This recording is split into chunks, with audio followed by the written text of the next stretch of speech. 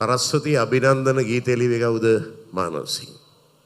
එයා ලියනවා ජගනී මధుරවාසිනී චාරුදේහිනී කමලවාසිනී ශ්‍රී සරස්වති දේවී වන්දේ.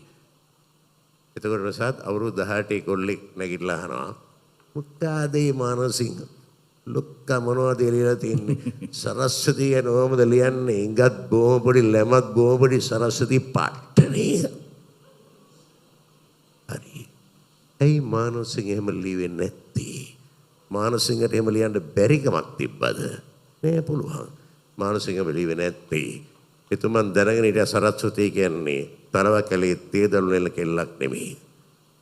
හිටියා හෝ නොහිටියා කලාවට අධිපති දෙවඟන.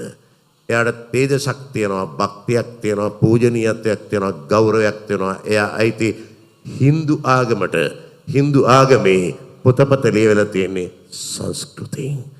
ඒ නිසා එයා ගත්ත සංස්කෘත වචන ජගන් මොහිනී ලෝකෙම මෝහණයට පත් කරවන්නේ මధుර වාසිනී මිහිරි කටහඬක් ඇත්ති චාරු දේහිනී සුන්දර ශරීරයක් ඇත්ති කමල වාසිනී නෙළුම් මලක වසන්නේ